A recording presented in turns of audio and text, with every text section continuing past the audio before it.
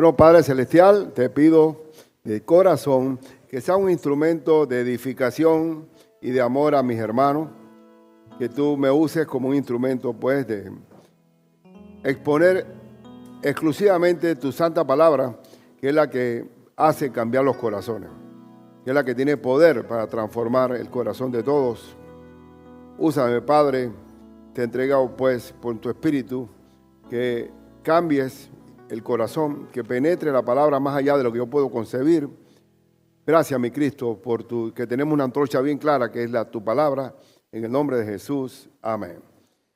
Bueno, hermanos, retornamos a nuestros estudios de la Iglesia de Cristo. Ya sería el estudio número 20 sobre la Iglesia, y en base al único manual, el único manual verdaderamente que uno quiere saber de misiones es el libro de Hechos, de plantación de iglesia, del significado, lo que Dios quiere para su iglesia. Y hoy vamos a ver qué enseñanzas hay en el nacimiento de la iglesia de Filipos. Así que tenga su Biblia abierta en Hechos 16. Bueno, ya tenemos el descanso perezoso de tenerlo en la pantalla, pero es bueno que a veces de vez en cuando se dañe la tecnología para buscar en la Biblia. Pero bien, ¿qué contexto hay que ver? Nosotros vamos a ver ahora que comienza el segundo viaje misionero del apóstol San Pablo. El apóstol San Pablo fue el instrumento de Dios para exponer el evangelio a todo el mundo conocido en esa época. Pero a partir del primer viaje misionero, el grupo se dividió, ¿verdad? Bernabé se fue con su sobrino Juan Marcos y Pablo con Silas. Y ahí se ven dos perspectivas, ¿no? Porque Pablo decía, Juan Marcos iba a querer ir al segundo viaje misionero y dice, no, tú no debes ir porque tú te regresaste en el primer viaje misionero. Y Bernabé dice, dale otra oportunidad. Digo, no, porque el Espíritu Santo no lo apartó a él. Y ahí estuvo la refriega esa, no por problemas de pecado, no por problemas de una oposición, un cambio de doctrina, no, de perspectiva. Bernabé consideraba que a Juan Marcos había que darle un poco más de madurez, y efectivamente tenía razón, porque Juan Marcos se integró al equipo posteriormente. Y Pablo tenía razón, porque para ir a misiones tú tienes que tener la certeza de que el Espíritu Santo está contigo. Entonces estamos comenzando el segundo viaje misionero. Aquí en ese segundo viaje comienza reclutando a Timoteo, el hijo espiritual del apóstol San Pablo, que fue ganado por Cristo en el primer viaje misionero. Y ahora la cosecha del primer viaje misionero está sumándose en el segundo viaje misionero. Pero hubo una visión de noche que le dice un varón macedonio, que le dice, pasa a este lado, pasa a Macedonia y ayúdanos. Y efectivamente hubo un cambio de planes, y el segundo viaje misionero comienza yendo hacia la región de Macedonia. Entonces aquí estamos ya hablando del continente europeo. Salimos de Asia y comienza a tener un encuentro con el continente europeo. Hermano, Occidente es después de Cristo. Lo bueno, lo poco, lo mucho, lo poco bueno que tiene Occidente es por nuestro Señor Jesucristo. Por eso se llama 2024, estamos 24 todavía, ¿no? Después de Cristo, porque todo cambió y la humanidad volvió a cero a partir del nacimiento de nuestro Señor Jesucristo. Y es una palabra efectiva. Nosotros no estamos conmemorando la muerte, sino el nacimiento de Cristo. Pero bien, entonces vamos a centrarnos en la enseñanza que hay en esta iglesia de Filipos. Primero, ¿qué enseñanzas hay? Que una iglesia puede comenzar en cualquier sitio. Una iglesia puede comenzar debajo de un palo de mango. Una iglesia puede comenzar a la orilla de un río, como este caso de Filipos. Y vamos a comenzar a leer. Que sea la Biblia que vaya por delante relatando todo.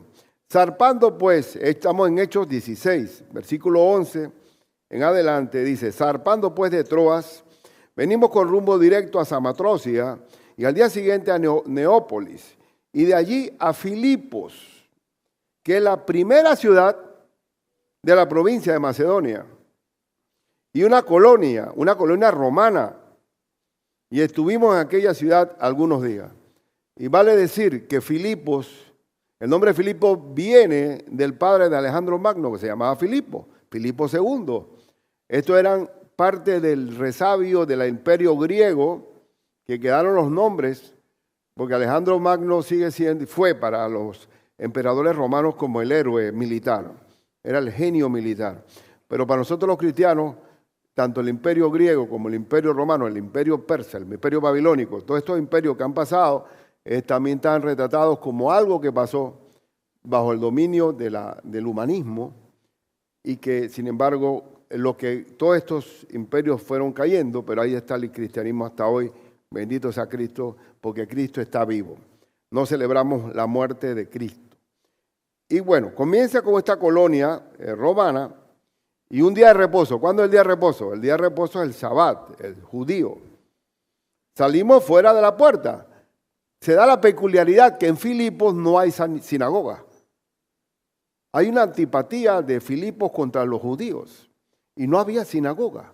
Había judíos, pero muy pocos. Y dice que ellos, al no ir a una sinagoga, dice que salimos fuera de la puerta junto al río y donde solía hacerse la oración y sentándonos hablamos a las mujeres que se habían reunido. ¿Qué había allí? Una reunión de mujeres judías que adoraban al Señor porque hermano, nosotros provenimos de la raíz judía, porque Cristo vino de los judíos, era de la tribu, ¿de cuál tribu? De la tribu de Judá. Estaba en un linaje, desde el rey David para acá, de todo esto, el Cristo viene de allí.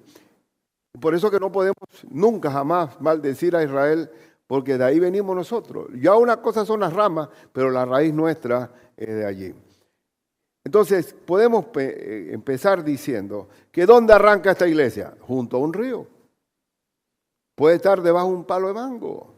La iglesia de Cristo basta que haya 2 o más reunidos en mi nombre, que yo estaré allí. No necesitamos un monumento. Las iglesias por muchos siglos se reunieron en casas. Ahora tenemos sitios para reunirnos. Pero el templo, ¿dónde está? El templo está en el corazón del hombre. El templo dice, vosotros sois el templo del Espíritu Santo. Entonces, donde se mueve la iglesia, se mueve Cristo, porque Él está dentro de nosotros. Pero sigamos leyendo. Dice que, entonces, versículo 14, una mujer llamada Lidia, vendedora de púrpura, era comerciante de la ciudad de Tiatira, que adoraba a Dios, o sea, tenía temor. Recuerden que el Antiguo Testamento sigue siendo el anticipo nuestro. Alababa a Dios, estaba oyendo a quién, al apóstol San Pablo. ¿Cómo entra la fe? Por el oír. ¿Cómo pueden recibir a Cristo si no oyen? Si tú no predicas a Cristo, se va a predicar la mentira. ¿Cuántos seguidores hay? ¿Cuántas cosas locas no habrá? Producto de que si no se oye a Cristo, se va a oír otra cosa. Nosotros somos la sal de la tierra, somos la luz de este mundo. Y dice, y el Señor abrió el corazón de ella. Mira que cuando uno oye la palabra, el mismo Dios manifiesta su gloria y le abrió el corazón de ella para que estuviese atenta a lo que Pablo decía. Hermano, cuando tú estás predicando a Cristo, Dios, ahí te puedes encontrar con 4 tipos de terrenos, dice el Señor Jesucristo, ¿verdad? La semilla, que es el Evangelio, puede caer en tierra a la orilla del camino, o sea, en una tierra no abonada, o puede caer entre pedregales, o puede caer entre espinos o entre maleza, pero hay otro que puede caer en buena tierra. ¿Cuál es el que tiene buena tierra? El que oye, el que pone atención, el que entiende. Y ahí donde llega al corazón que amablemente y con paz recibe el Evangelio del Señor. Ella estuvo atenta, dice. Y cuando fue bautizada, ¿qué tiempo tardaba la iglesia primitiva en bautizar a la gente? Era inmediatamente, era algo tremendo. Ahora y eso que el Dorado, aquí nosotros, a la tercera lección, estamos enseñando el bautismo. Aseguramos salvación, seguridad de salvación y bautismo. Pero no vamos tan rápido como... Pero yo estuve al principio, en mi primera iglesia, que la última lección era el bautismo. ¿Sí? El primer acto de obediencia de un creyente, ¿cuál es? Bautizarse. ¿Por qué? Porque el bautismo, ¿qué significa? Que Cristo murió por mis pecados, que fue sepultado cuando nos sumergimos en las aguas y que resucitó al tercer día cuando nos levantamos de las aguas. ¿Eso la instruye quién? ¿La Iglesia Bautista? No, lo instruye la boca de Cristo Jesús. Y lo que diga Cristo es mandamiento para la Iglesia del Señor. Entonces aquí vemos a Lidia, que no solamente se bautizó ella, y su familia, porque detrás de cada alma que se convierte a Cristo hay toda una familia. Hay familia, hay primos, vecinos, sobrinos, compañeros de trabajo, porque cuando bendices a un alma, bendices a todo un núcleo de gente. Y dice que fue bautizada y nos rogó. Aquí viene también la alegría de esta mujer convertida, que dice que nos rogó diciendo, si habéis juzgado que yo sea fiel al Señor, está hablando Lidia, entrad en mi casa. Vengan, entren a mi casa y posad. Es decir, quédense aquí. Quiero darles hospedaje. Estoy agradecida por Dios. Y dice que y nos obligó a quedarnos. Es decir, que el apóstol Pablo nos dijo, vamos, tráete la mochila que vamos a entrar aquí. No, no, señora, por favor, hermana. No, por favor, por favor. El hospedaje, inclusive en los tiempos bíblicos, era algo muy natural. Porque uno llegaba con una carta del apóstol Juan o de un pastor o lo que sea. Oye, y a veces no conocía a la persona que vas a hospedar, pero había una carta que dice, te ruego que tú me aceptes aquí a hospedar a José Manuel e Isabel, que son miembros de nuestra iglesia. Ayuda a los que son tus hermanos. Punto. Firma Juan. Y ahí entrábamos. La iglesia primitiva, la iglesia de Cristo, actuó a base del hospedaje. El hospedaje. Pero ¿cuál es el único requisito en el hospedaje bíblico? En Pedro dice, 1 Pedro 4:9, dice que hospedaos los unos a los otros, que sin murmuraciones. ¿Qué significa? Que si vas a hospedar a alguien, no digas, oye, ¿cómo bota el agua? Oye, apaga la luz, que está gastándome el consumo de eléctrico. Oye, ¿cómo come? No. Cuando vamos a hospedar es en amor. No vamos sino, entonces ya eso no es un hospedaje.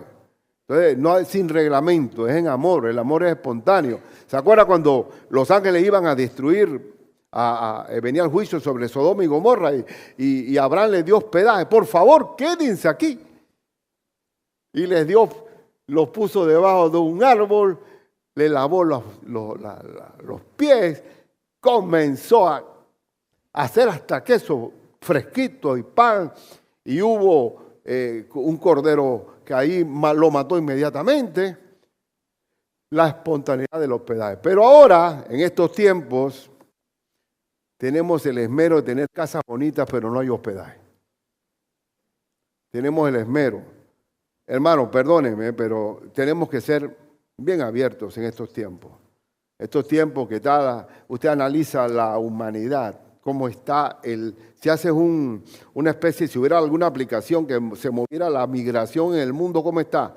De África para Europa, de Europa para tal lado, de América del Sur para hacia América del Norte, te das cuenta que es un movimiento de gente por todos lados. Nunca se había visto tanto, pero ahora nosotros como creyentes tenemos que estar abiertos a compartir y a no cerrar nuestro corazón. Yo crecí en una casa, yo lo he dicho ya, que siempre mi mamá hacía unos hoyones de comida para el que llegara. Y siempre nos visitaban como eso de la golpe de 11:30, por ahí. Siempre había una visita inesperada. Pero estábamos acostumbrados a tener gente. Y nadie estaba y se quedaban a hablar. Pero era la época aquella, que donde se expurgaba arroz, donde se desgranaba el frijol, donde se molía con... a mí muchas veces tuve que estar... ya eso no se ve. Eso no se ve y lo que hay es... Pero el hospedaje entre nosotros, y yo quiero que ustedes estén abiertos a eso, debe ser algo ¿sin qué? Murmuración. Y dice la Biblia que algunos, no dejando de hospedaros, porque algunos sin saber hospedaron ángeles. ¿Quién hospedó ángeles? Lot. Bien, entonces, lo primero, ¿cuál es el primer aprendizaje de la iglesia de Filipos? que podemos comenzar Filipos a la orilla de un río. A la orilla de un río. La iglesia de Cristo no está supeditada a unas paredes. Bueno, porque no somos ni sinagoga ni mezquita. Normalmente las sinagogas y las mezquitas son encerradas en sí mismas, pero la iglesia de Cristo es hacia afuera. Bendito sea el Señor. Entonces, en segundo lugar, ¿qué se aprende de la enseñanza de la plantación de la iglesia de Cristo? Que en la plantación de una iglesia siempre habrá oposición. Esto no es un asunto de hacer de un picnic o de un senderismo sin problema. No, siempre va a haber oposición. El primero que se monta a un bus cuando vamos a un campamento de jóvenes o de la iglesia, ¿quién es el primero que se sienta? El diablo, porque siempre hay algo que pasa y hay que decir, Señor, bendice todo, Padre mío. Pon a Cristo por delante siempre para que Él tenga control de todo. No actuemos carnalmente. El asunto no está en el plan, sino que Dios sea el dueño del plan. Entonces vamos a ver, Hechos 16, versículos 16 al 18, ¿qué dice? Aconteció que mientras íbamos a la oración, oye, el estudio bíblico seguía, nos salió al encuentro, en ese caminar, en ese andar de edificar a las almas, que no solamente pudo haber sido Lidia, pudo haber otras mujeres allí. Nos salió al encuentro una muchacha que tenía espíritu de adivinación. Y al decir espíritu de adivinación, esa palabra espíritu, ¿qué significa? Que estaba endemoniada. Endemoniada con un demonio que tenía el asunto del arte de la adivinación. Hermano, en el nombre de Cristo Jesús, todo lo que es adivinación, agorero, hechicero, encantados, encantamiento, baño, tantas cosas hay, ¿no? Perfume, vente conmigo, záfate de aquel, toda la porquería pagana, todo eso lo desprecia a Dios. Ya Pablo está entrando a un mundo pagano. Está entrando a un mundo donde Cristo está entrando hacia conocer por primera vez. ¿Y está rodeado de qué? De toda esta hechicería. La hechicería está allí, pero gracias a Dios por mi Panamá, querido. Que tenemos que predicar. También los que se allegan aquí tienen que conocer el Evangelio del Señor. Tienen que conocerlo. Porque años atrás, al principio de años, cuando yo fui el primer creyente de mi familia, que una vez se le perdió una virgencita allá en la tumba de mi papá, parece que alguien ahí la cambió y dice, ese fue Ricardito que llevó esa virgen de aquí. Ese fue, porque él no cree ni virgen ni nada de esa cosa. Ese fue Ricardito. Pero le diré una cosa, y el paganismo es algo consultar. Dígame si en la Venezuela, en Colombia, en Cuba, ni se diga con su santería, todo está lleno de todo el ocultismo, el paganismo, la maldad. Y nosotros, Dios inclusive no nos autoriza a nosotros a adivinar el mañana.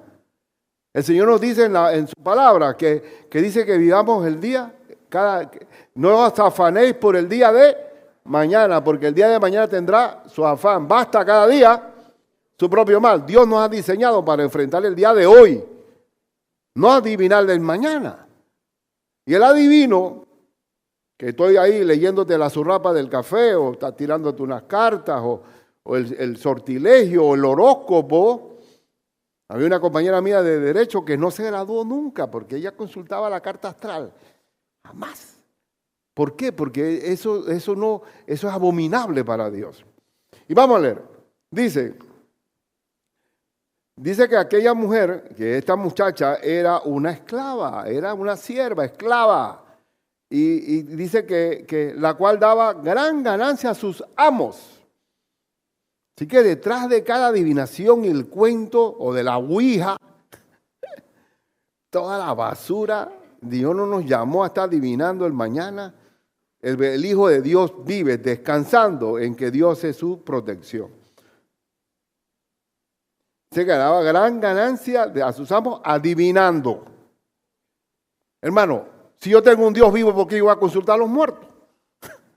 Qué horrible, ¿no? Entonces, esta dice, siguiendo a Pablo y a nosotros, daba voces diciendo, estos hombres son siervos del Dios Altísimo. ¿Qué dirá que Satanás está colaborando con el evangelismo?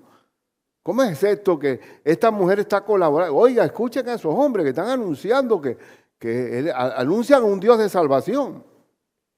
Pero todo en el diablo que es mentiroso y padre de la mentira. Pero él dice que tuvo esta mujer, ellos salían a enseñar y esta mujer detrás diciendo que y esto lo hacía por muchos días. Así que la enseñanza de Pablo, ¿qué significa? Que es constante, muchos días.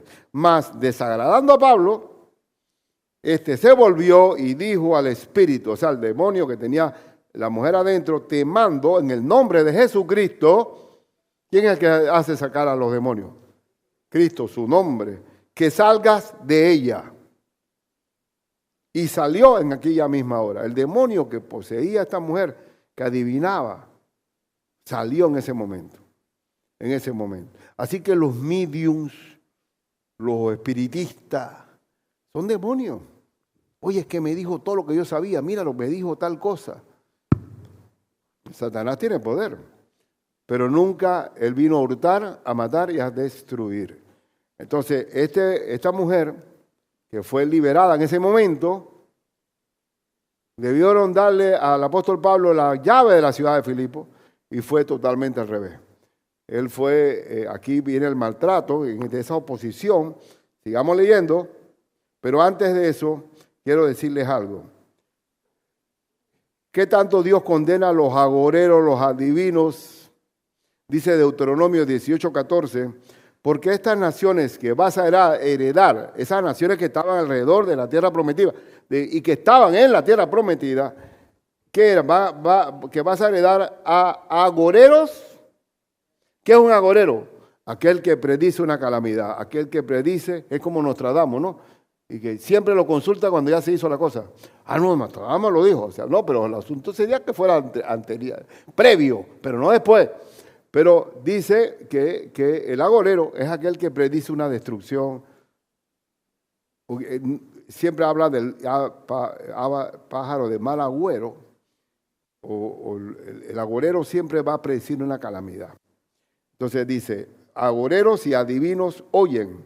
Toda esta gente que estaban, estas tribus que estaban alrededor de la tierra prometida, consultaban el ocultismo.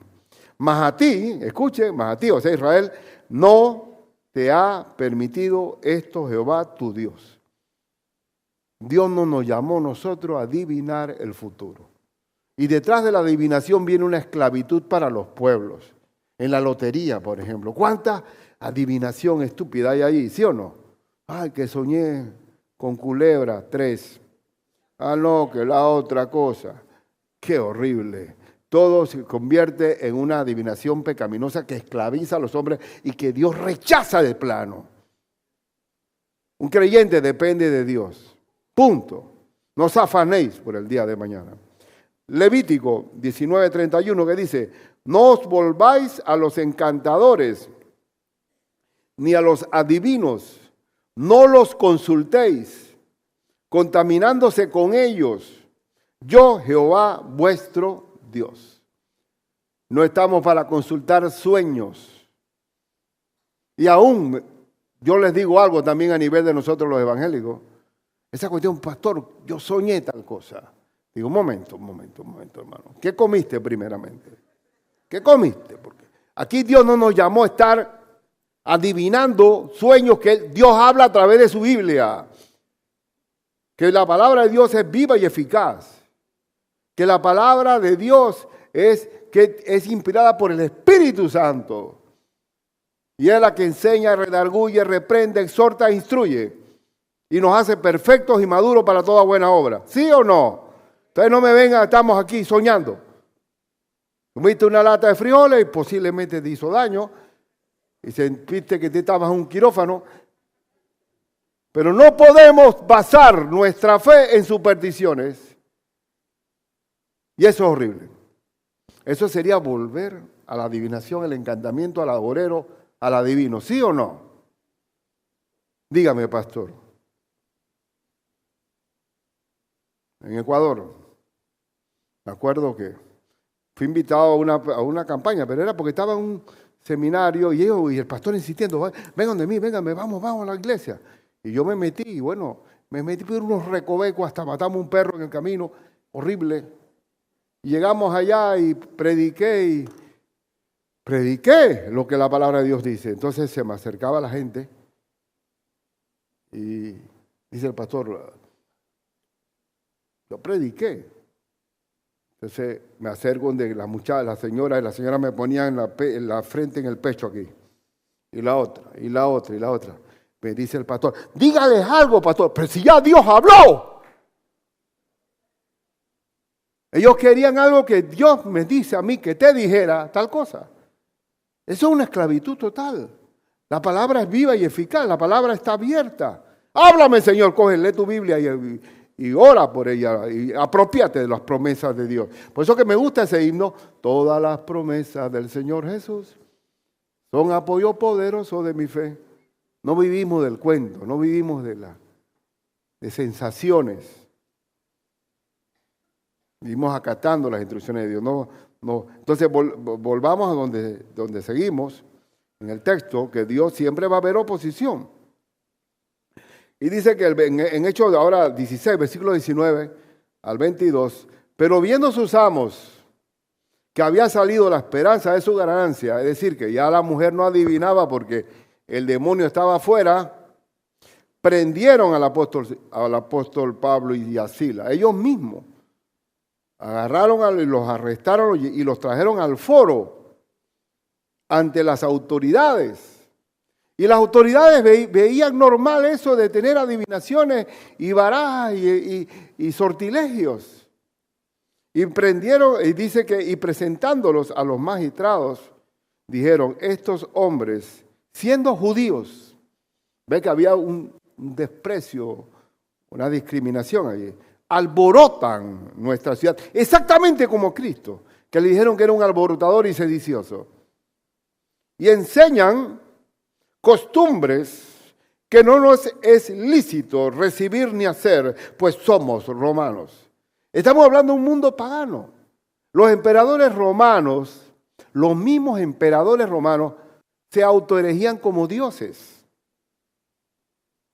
Y había las estandartes de los escuadrones romanos, tenían esfinges de emperadores que habían partido, o vivos también, a las cuales adoraban.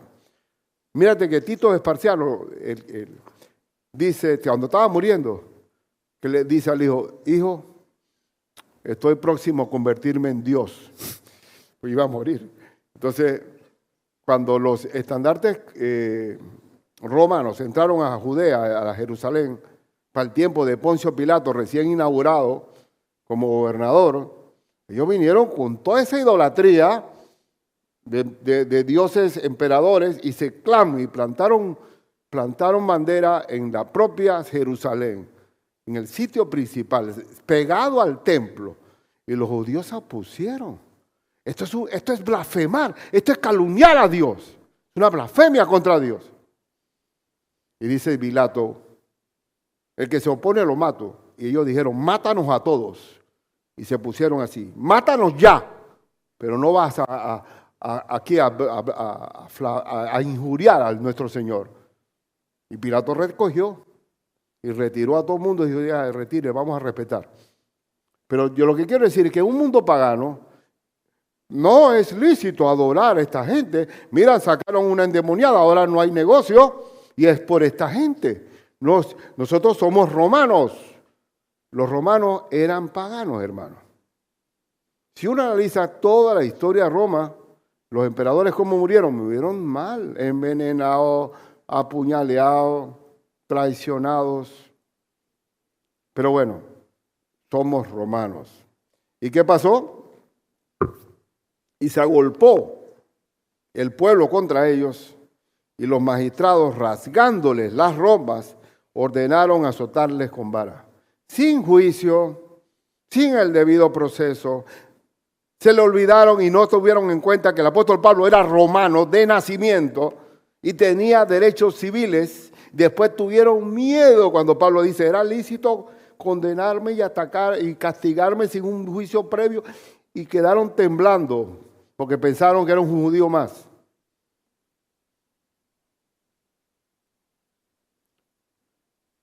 Pero aquí es donde viene el asunto, que siempre va a haber oposición. Siempre. Por eso hay que predicar a tiempo y fuera de tiempo. Ya aquí en Panamá podemos hablar de Cristo y cualquier taxista, cualquier persona conoce al Señor. ¿Sí o no? Tú pones a Cristo por delante y ya. Hasta que fui a un barbero también, ayer, hice mi corte y le dice yo, oye, pélame, pero además te pido que no me hagas tu corte. Pintado de amarillo con un poco de arete, digo, y tatuado por todos lados, digo, voy acá. Está bien, pero no me... Pero comencé a hablarle de Cristo y dice, no, yo recibí. Digo, oye, pero pasó aquí, ¿faltó qué? Ha faltado discipulado. Conocen a Cristo, pero no tienen raíz. Bien, terminando ya, no tanto, pero en Mateo dice, bienaventurados sois cuando por mi causa os vituperen y os persigan y digan toda clase de mal contra vosotros, ¿qué? Mintiendo. Siempre va a haber una acusación injusta, va a decir que estamos influyendo en la cultura. El creyente siempre va a predicar de Cristo. Cristo es la luz, Cristo es la sal. Que el que llega a Cristo sale de la oscuridad. Gozaos y alegraos, porque vuestro galardón es grande en los cielos, porque así persiguieron a los profetas que fueron antes de vosotros. Es normal que ocurra la persecución, pero tenemos que predicar a tiempo y fuera de tiempo. Y vamos entonces, que Dios manifestará su gloria en esa oposición. En Hechos 16, versículo 23 al 28 dice, después de haberles azotado, ¿cuánto? Mucho. Ya lo habían apedreado en el primer viaje, ¿sí o no? Que lo habían pensado que estaba muerto. Y ahora está azotado. Verdaderamente que la fuerza viene de Dios. Y dice que lo echaron en la cárcel, mandando al carcelero que los guardase con seguridad. Como si fueran los más buscados, los más peligrosos, métalo en el calabozo de más adentro. Y dice aún más, el cual recibido este mandato, los metió en el calabozo de más adentro.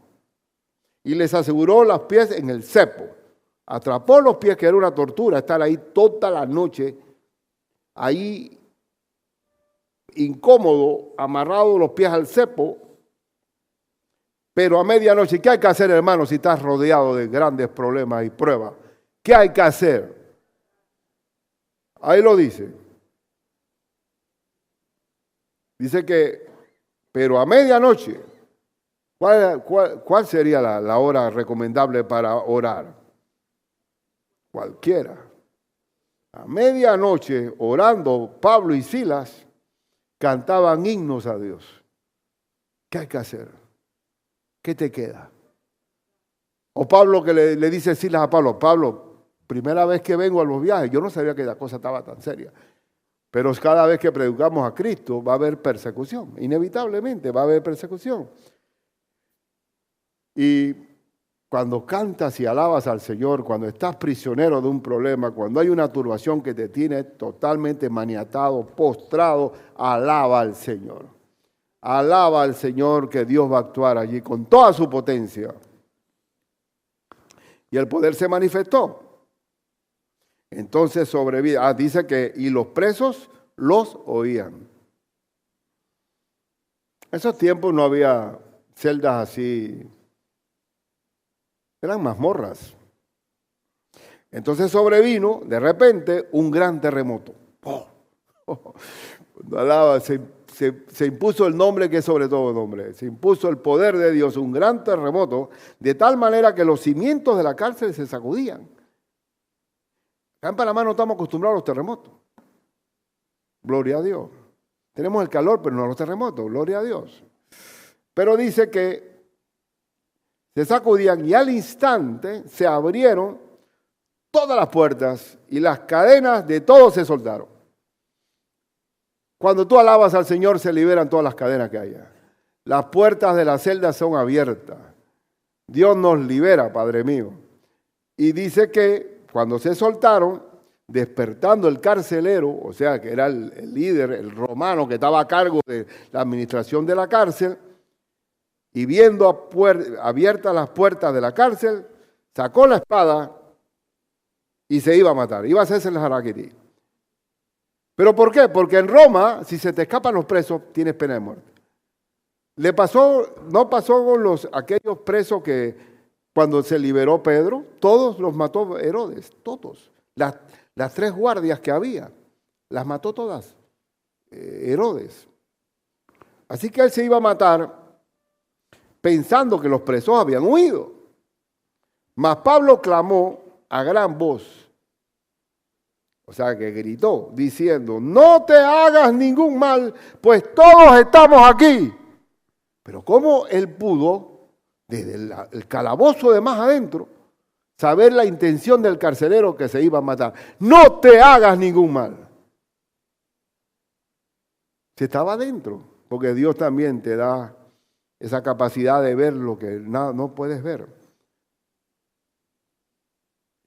Y si estamos encarcelados, la carta de Pablo a los filipenses es una carta carcelaria. Fue escrita desde la cárcel. Y en esa carta a los filipenses, el apóstol Pablo dice un texto que conocemos muy bien. ¿Qué hay que hacer si estás en la cárcel? ¿Qué hay que hacer si estás encarcelado? Si estás atribulado. ¿Llorar y hacerte la víctima? No. Regocijaos en el Señor siempre. Otra vez digo, regocijaos. ¿Por qué hay que regocijarse? Porque el gozo del Señor es nuestra fortaleza. Regocíjate siempre. Sí, pero la cosa está dura. Esto no es para reírse.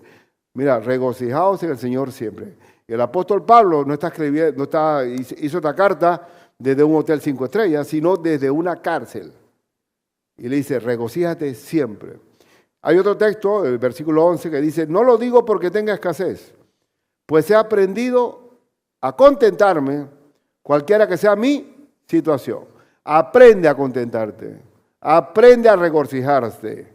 O sea, que tú no dependes de la abundancia de las cosas para ser feliz.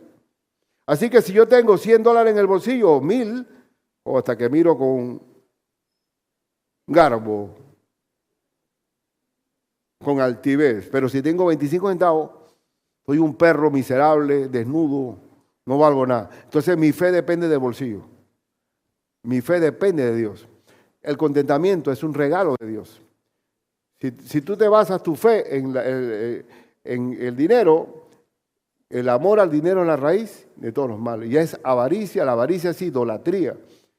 Y por eso que en esta enseñanza del apóstol Pablo, ante la situación más caótica que pueda haber, tenemos la esperanza de que el Cristo está con nosotros. No te dejaré ni te desampararé, siempre estaré contigo. Y por eso, y el versículo 13 que dice, todo lo puedo en Cristo que me fortalece. Filipenses 4:13, que debe ser como Steve Curry, el jugador de basquetbol, que nadie daba un real porque sea un jugador de básquet, porque era flaquito, no tenía tanto tamaño, pero resulta que ese tipo tiraba él fue el que revolucionó el basquetbol con el tiro de 3 puntos. Y lo tiraba loco. Primera, porque normalmente en la historia, a mí me gusta el basquetbol, pero siempre había la oportunidad de apuntar y tirar. Pero este lo soltaba, como viniera, hasta la mitad del tablero, digo. Y él revolucionó el basquetbol. ¿Pero qué dice su zapatilla abajo? Filipenses 4:13. Todo lo puedo en Cristo, que me fortalece. La fuerza viene de Dios. La fuerza viene de Dios.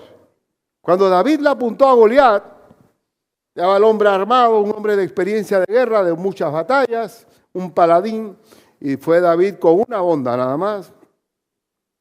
Y dice David, cuando se está acercando, dice, tú vienes a mí con espada, lanza y jabalina, mas yo vengo a ti en el nombre de Jehová de los ejércitos, el Dios de los escuadrones de Israel, a que tú has provocado. ¡Fum!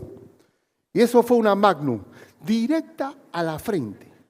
El único lugar vulnerable de la armadura de Goliat. ¿Quién dirigió esa piedra? El Señor. Oh, que David tiene tino. No. Pues el Señor lo agarró y quedó incrustado. y agarró la espada del propio gigante y ¡suácate! Y largó aquí la cabeza de Goliat. ¿Quién ganó la batalla? ¿Quién pelea por nosotros? Bendito sea el Señor. Nuestras armas son espirituales, hermano. Y por eso que el gozo del Señor es nuestra fortaleza, nuestro pronto auxilio en la tribulación. Y termino el capítulo, la parte de esta del capítulo, que tú tienes que sorprenderte que el carcelero, que era cruel, un carcelero en la vieja Roma ya era un veterano de guerra, ya él estaba casi jubilado, le dan un puesto de seguridad, de cuidar a los prisioneros, se iba a matar cuando pensó, y este carcelero, que los trató cruelmente a Pablo y a Silas, ahora se convierte al Señor. Y observen, versículo 29, 34, él entonces pidió en doluz. ¿Ven lo que le estoy diciendo? ¿Cómo Pablo se da cuenta que se va a matar estando allá dentro del cepo, en un calabozo adentro donde no hay luz? Porque el mismo carcelero pide una antorcha para poder entrar. Y se postró a los pies de Pablo y Silas. Y sacándolos del calabozo y quitándoles los pies del cepo, les dijo: señores, la gran pregunta, ¿qué debo hacer para ser salvo? ¿Hay que hacer algo? No somos salvos por obra, somos salvos por creer en el poder del perdón de Cristo en la cruz del Calvario, y que gracias a su sacrificio en la cruz, Dios me ha salvado y perdonado toda maldad y me ha dado vida eterna. ¿Hay que hacer algo? Cristo lo hizo todo. Ellos dijeron: ¿creen en el Señor Jesucristo? ¿Cuál es el único requisito para tener salvación? Creen en el Señor Jesucristo y serás salvo tú y tu casa. Porque detrás de un hombre hay una mujer, hay hijos. Cuando yo conocí a Cristo, yo le dije vamos a ir a la casa mía. Y fuimos. Y cuando llegué al hombre que estaba compartido a Cristo a mí, le dice: Katy, siéntate ahí y escucha a este hombre. Esa es la ventaja cuando el hombre comienza. Cuando es al revés, hermano, son 10 años por ese hombre correteándolo. Pero aquí está, y dice que creen en el Señor Jesucristo y serás salvo tú y tu casa. Y le hablaron la palabra del Señor a él y a todos los que estaban en su casa. Esa familia del alcaide de la seguridad de la prisión de Filipos se convirtió al Señor. Y dice que, y él, tomándoles en aquella misma hora de la noche, ¿qué hizo? Les lavó las heridas, el carcelero curando las heridas de los varazos que le dieron a Pablo y a Silas. Y enseguida, ¿qué? Otra vez, ¿qué tiempo duró? Se bautizó. ¿Cómo a qué hora? Si ellos estaban cantando a la medianoche y entraron, limpiaron, ¿cómo a qué hora lo bautizó? Hermano, 1 de la mañana, 2 de la mañana, 3 de la mañana, con ese frío, y se bautizaron. Se bautizó él con todos los suyos, y llevándolos a su casa, les puso la mesa, habrán desayunado, y se regocijó con toda su casa de haber creído a Dios. Bendito Cristo. Detrás de una gran oposición, una gran bendición. Detrás de una gran oposición, una gran conversión. Nunca hubiera pasado que ese carcelero se hubiera encontrado con Cristo si no hubiera pasado lo que pasó. Si no hubiera pasado el terremoto que pasó. Los golpes que recibió el apóstol. Así que, ¿qué significa eso? Que nosotros en nuestro hacer como cristianos nos podemos encontrar con una oposición directa. Pero sé sal de la tierra, hermano. Si nosotros no salamos con el evangelio en la tierra, no nos queremos quejar de la maldad que nos está circundando. Así que, en resumida, una iglesia, en sumario, una iglesia se planta debajo de un palo de mango, en un garaje, y comienza con una vendedora y hasta con un carcelero que metió preso al propio predicador. Y quiero decir otra vez que la gloria de Dios se manifiesta en la peor oposición. Esta misma iglesia que usted está aquí. Esta iglesia fue parada 2 años en una gran oposición. Si hubiera sido una cantina, una discoteca, pasa raudo. Pero era una iglesia. Pero ¿estamos aquí o no? ¿Y cuánto hace de eso ya? 1997, vinimos aquí el 1 de mayo de 1997, nos trasladamos aquí. ¿Cuántos años han pasado? ¿Quién ganó? Entonces, la gloria del Señor se levanta. Entonces yo quiero, hermano, canta al Señor. ¿Qué otra cosa hay que aprender en esta de Filipenses? Canta al Señor y ora al Señor cuando estás en el cepo. Cuando estás en el peor de los tiempos, de los momentos. Y Dios se va a glorificar. Va a manifestar su gloria. Te va a liberar de la oposición en que estás metido. Y también es bonito saber que las primicias de los que cuando predicamos van a ser después los obreros de esa iglesia nueva. Bueno, entonces, ¿cree en el Señor Jesucristo y será salvo? ¿Cuál es el único requisito para tener la salvación? Creer en Jesucristo. Un carcelero lo hizo. Bien, a mis invitados acá, a los que están recibiéndolo por primera vez, ¿dónde están? Levante su mano ahí. Esos soldados todos. He sabido por eso, he sabido. Bueno, yo fui capellán también entre policías. Ustedes ya son militares. Las órdenes se acatan, ¿cierto o no? La orden de Cristo, ¿cuál es? Todo aquel que cree en mí tiene vida eterna. Entonces mi pregunta ahí, aquí, a quemar ropa. Ahí en de ti, te invito a que recibas al Señor hoy. ¿Oíste? Cierren sus ojos ahí donde están. Vamos a cerrar los ojos. Yo les digo que, dice la Biblia, todos también estamos cerrando los ojos. Esto es para aquí. Vamos a decirle a Cristo, Señor, perdona mi pecado y mi maldad. Yo creo lo que tú hiciste en la cruz por mí. Se lo vamos a decir a Cristo. ¿Está bien? Dilo conmigo y lo créelo de corazón. Padre nuestro, yo creo de corazón que Cristo murió por mí en la cruz. Ven a mi vida, perdóname toda maldad y todo pecado y dame el regalo, Señor, de la vida eterna, Padre, como el carcelero, en el nombre de Cristo Jesús. Amén.